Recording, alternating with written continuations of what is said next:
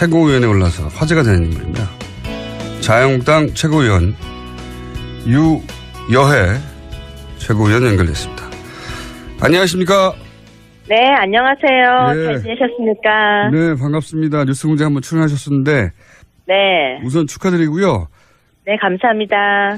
제가 알기로는 자유한국당은 뭐 역사가 짧으니까 그 전신의 새누리당이나 신한국당 거슬러 올라가도 현역 의원도 아닌데 이제 정치 입문이 채 3개월이 되기 전인가요? 직후인가요? 그 짧은 기간에. 100일 정도 됐습니다. 네. 네. 그 짧은 기간에, 경선을 통해서 여성 최고위원이 아니라 여성 최고위원은 이제, 자리가 주어지기도 하지만 경선을 통해서 다른 현역 의원들을 제치고 2위를 하셨죠? 네, 그렇습니다. 2위 했습니다. 네. 이게 대단한 일이거든요. 네. 다른 당에서도 이런 일은 없고 자유한국당에서도 이런 일은 없었던 걸로 저는 아는데 본인이 네. 이렇게 짧은 시간에 현역 의원도 아닌데 왜 자꾸 현역 의원도 아닌 데를 강조하십니까? 왜냐하면 최고위원 중에 현역 의원이 아닌 분이 되는 것도 드물고요. 네. 현역이 아니더라도 뭐 전직 의원 정도는 최소한 돼야 되는데 적어도 초선도 아니고 뭐 재선 3선은 돼야 되는데 최고위원이면 네. 네. 지금은 의원 경력도 없으시고 입문 3개월인데 네. 이게 경선에서 전당대회에서 2위를 하셨거든요. 이 비결이 뭡니까? 정말 죽을 만큼 뛰었습니다. 경선이 시작되어서 이제 합동 연설이 시작될 때 제 마음은요, 아마 이제 지금부터 준비 땅 해서 불구덩이를 뛰어든다는 심정으로 뛰었습니다. 그래서 정말 몸에 불이 붙지 않게 열심히 뛰어서 밖으로 나왔더니 당선되었습니다. 아니, 다른 최고위원들도 다 열심히 하거든요. 그러니까 본인이 열심히 한 것 이상의 뭐 정치 환경이나 혹은 본인만의 어떤 매력이 어필했다든가 이런 자체 분석은 안 해보셨습니까? 내가 이래서 당선됐다고? 전 단계적으로 굉장히 치밀하게 움직였습니다. 1단계, 2단계, 네. 3단계, 4단계. 일단 처음에 이름을 알리기, 두 번째 인지도 올리기 등등으로 시작을 했었고요. 네. 제가 중앙 정치를 하지 않았다라고 다들 말씀을 하고 계시지만 정치 평론을 3년을 하고 있었습니다. 그렇기 때문에 네, 계속해서 제가 탄탄하게 기초를 쌓았다라고 감히 이야기를 한번 드리겠습니다. 네. 정치 평론을 하신 분들은 많은데 그게 등장하자마자 최고위원 2위 하는 거는 이게 드문 일이거든요. 드문 일이 아니라 처음 있는 일이에요. 처음 있는 일에 자꾸 네. 그 부분을 여쭤보는 건데 그러면 네. 이런 건 어땠을까요? 전당대회에서 이제 여러 차례 화제가 된 게 신발도 벗고 갑자기 노래도 부르시고 네. 그렇게 하셨는데 이게 원래 평소 성격이신가요? 아니면 아까 말씀하신 치밀한 단계적 전략에 의해서 어필하기 위한 작전이었습니까? 저희 모든 모습 가지고 있는 10가지 모습 중에서 3가지입니다.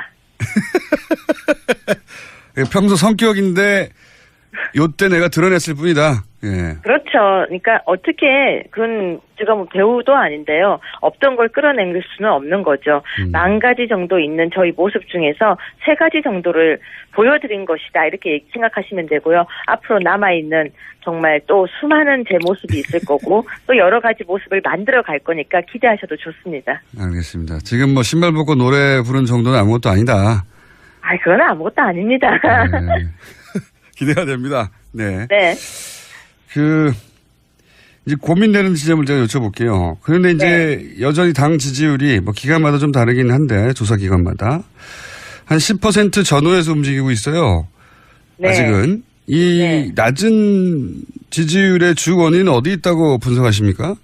네, 10%든 뭐 14%든 또 더 낮게 나오는 기간도 있는 거 저도 그렇죠. 알고 있는데요. 네네. 그래도 그 정도 나오면 일단 전 감사하고 있습니다. 이순신 장군이 신에게는 저에게는 12척의 배가 있습니다. 그 심정이고요. 네. 솔직히 말씀드리면 낮은 지지율의 원인은 간단하죠. 실망을 줬기 때문이고 예. 변화를 바라고 있는데 변화하지 않았기 때문이고 예. 또 어떤 누군가가 책임지지 않는 모습 때문에 실망한, 즉 애정의 관계가 아닐까. 사랑하지만 실망한 모습. 그래서 저는 회복할 수 있다고 봅니다. 어떤 누군가가 책임을 지지 않는 모습이라고 하셨는데 어떤 누군가가 책임을 지고 있잖아요. 여기서 어떤 누군가는 콕 집어서 어떤 누군가가 아니고요. 예. 사람들은 누군가에게 이렇게 얘기하죠. 누가 책임을 져달라고. 하지만 여기 안에서 아무도 책임을 지지 않고 있으니까 이제는 자유한국당이 책임을 지고 그 부분에 대한 걸 깨끗하게 혁신하는 모습을 보이겠다라는 거죠. 누군가 책임을 져야 한다면 네. 박근혜 전 대통령이 지금은 이제 구속이 돼서 일정 정도 네. 책임을 지고 있는데 정당 내에서 그러면 박근혜 전 대통령을 대통령 만드는 데 기여했던 정치 세력이 책임져야 되는 거 아니냐. 당연히 처음에는 그렇게 묻지 않겠습니까? 그렇게 따진다고 하면요. 예. 정말로 우리가 역사적으로 어떤 대통령을 만들었던 사람들이 대통령이 딱 탄생되는 순간 내가 당신을 만들었다라고 이야기를 하거든요. 아시잖아요. 많은 사람들이. 그러면 그 정권이 잘못되게 되면 그 많은 사람들이 다 책임을 져야 하나요? 전 그렇지는 않다고 바라봅니다. 다는 아닌데 적어도 이제 핵심적인 측근이나 분류되는 혹은 뭐 힘을 가졌던 사람들은 있지 않겠습니까? 네. 그분들이 근데 아마 이러지 않을까요? 그분들이 힘이 있을 때는 내가 측근이었고 내가 힘이 있다고 하지만 힘이 빠지고 나면 내가 측근이 아니었다라고 이야기하지 않을까요? 그렇긴 한데 제 말은 실제로 주요한 직책이나 권력을 가졌던 분들이 있는데 그분들이 뭐 특별히 책임을 지는 것 같지 않아서 그런 걸까요? 네. 근데 우리가 많은 사람들이 책임이라고 이야기를 하고 있는데요. 그러면 어떤 책임일까요? 이미 1월 달에 저희 윤리위원회를 통해서 당원권에 관한 문제도 여러 가지가 언론에 제기됐었고 그런 부분이 있었는데 어느 정도 수의 책임을 원하시나요? 그거는 뭐 제가 원하는 게 아니라 사람들이 이 정도면 당이 이제 쇄신이 됐고 혁신이 돼서 네. 그런 모습을 보고 난 다음에 지지율이 돌아올 텐데 그게 안 돌아오는 걸 보면 사람들이 그렇게 느끼지 않는 거 아니겠습니까? 저는 그렇게 생각하지 않습니다. 어느 한 사람 한 사람의 책임이 아니라 당 전체가 변하는 모습을 보여줬어야 되는데 그 모습이 없었기 때문이고 그래서 이번 저희 지도부는 이제 어떻게 하든지 혁신의 모습, 바뀌는 모습을 보이려고 노력하고 있기 때문에 한두 달 정도 바라보시면은 윤곽이 보이고 변하고 있다라고 느끼실 거라고 봅니다. 알겠습니다. 유여회 위원이 들어가셨으니까 여러 가지 변화가 있었다는 모습이 이제 여러 가지 퍼포먼스로도 나올 수 있을 것 같아서 제가 기대가 큰데. 네. 근데 이제 낮은 지지율에 대해서 또 다른 인터뷰에서는 이런 말도 하셨더라고요. 여러 가지 실망이 있는데 박근혜 전 대통령을 지키지 못했다고 원망하는 국민들도 있다. 이런 표현도 하셨는데. 네. 이런 표현을 하신 적은 있죠? 그 표현을 했다라기보다는 아까도 말씀드린 저의 만 가지 모습 중에서 그거 역시 한 가지 모습입니다. 그래서 사람은 여러 가지 모습을 가지고 있고 여러 가지 색깔을 가지고 있는데 그중에서 제 마음의 한 부분을 또 끄집어낸 것이죠. 그건 당연하게 누구나 가질 수 있는 생각이라고 생각합니다. 당연하게 누구나 가질 수 있는 생각은 아닌 것 같은 게요. 왜냐하면 저는 자유한국당의 당원이고 자유한국당의 입장에서는 저희 전당대회에서는 충분히 그런 문제를 이야기할 수도 있는 겁니다. 여기서는 저희 전당대회였다는 것을 감안해서 이야기를 해주셨으면 고맙겠습니다.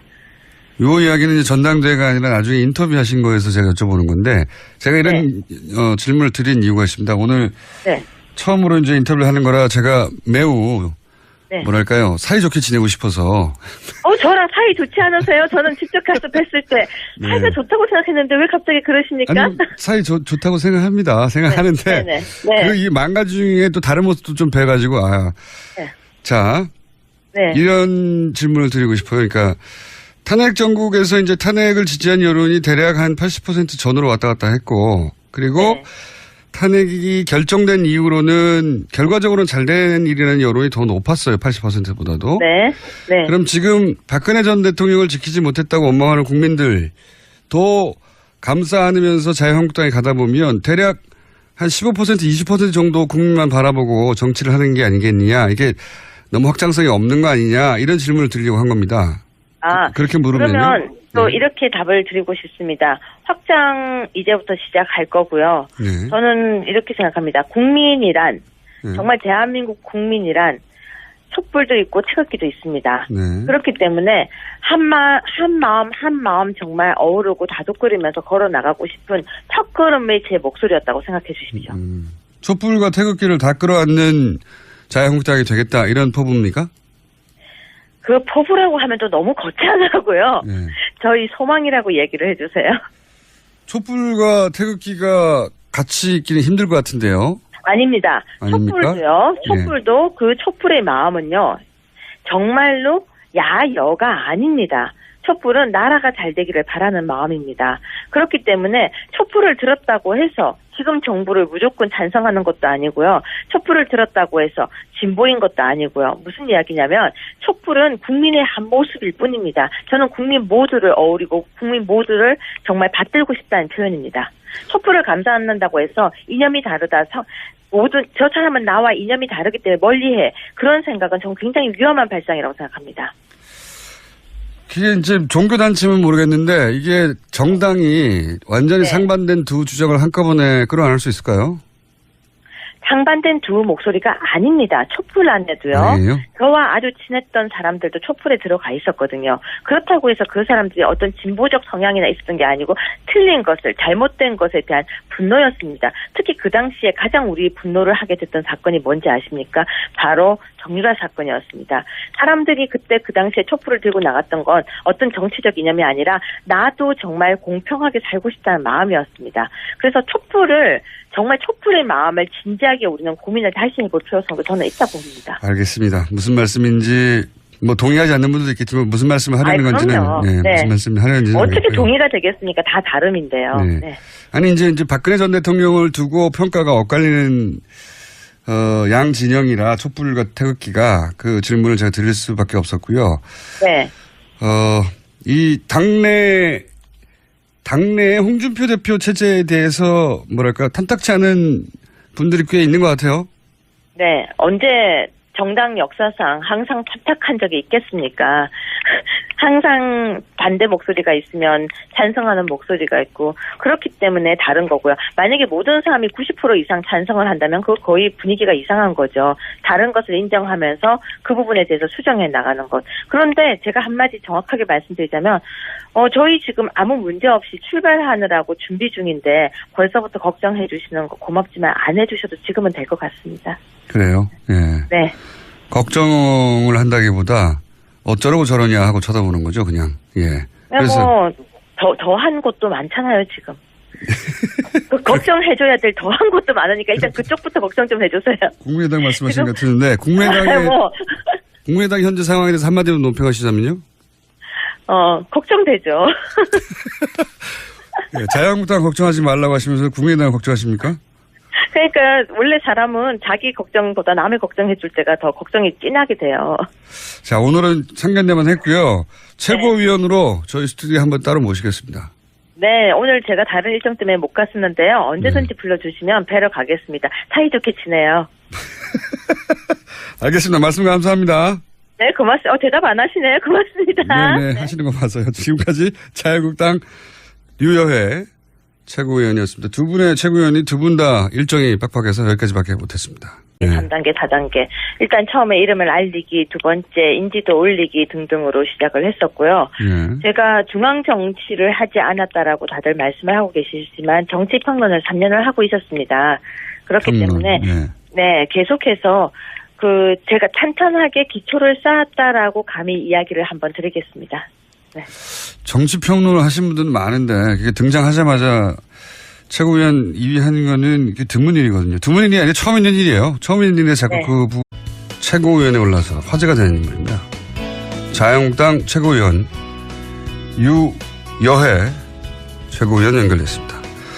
안녕하십니까? 네, 안녕하세요. 네. 잘 지내셨습니까? 네, 반갑습니다. 뉴스공장 한번 출연하셨었는데 네. 우선 축하드리고요. 네, 감사합니다.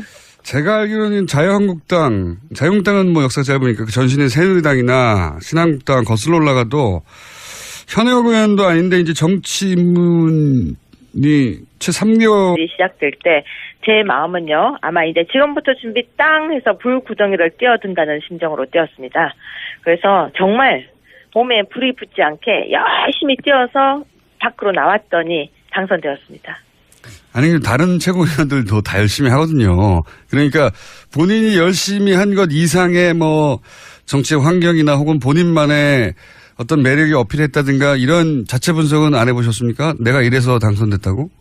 전 단계적으로 굉장히 치밀하게 움직였습니다. 1단계, 2단계. 이런 시간에 현역 의원도 아닌데. 왜 자꾸 현역 의원도 아닌 데를 강조하십니까? 왜냐하면 최고위원 중에 현역 의원이 아닌 분이 되는 것도 드물고요. 네. 현역이 아니더라도 뭐 전직 의원 정도는 최소한 돼야 되는데 적어도 초선도 아니고 뭐 재선 3선은 돼야 되는데 최고위원이면 네. 지금은 의원 경력도 없이고 입문 3개월인데 네. 이게 경선에서 전당대회에서 2위를 하셨거든요. 이 비결이 뭡니까? 정말 죽을 만큼 뛰었습니다. 경선이 시작되어서 이제 합동 연설 되기 전인가요? 직후인가요? 그 짧은 기간에 100일 정도 됐습니다. 네. 예, 그 짧은 기간에 경선을 통해서 여성 최고위원이 아니라 여성 최고위원은 이제 자리가 주어지기도 하지만 경선을 통해서 다른 현역 의원들을 제치고 2위를 하셨죠? 네, 그렇습니다. 2위 했습니다. 네. 이게 대단한 일이거든요. 네. 다른 당에서도 이런 일은 없고 자유한국당에서도 이런 일은 없었던 걸로 저는 아는데 본인이 이렇게 짧은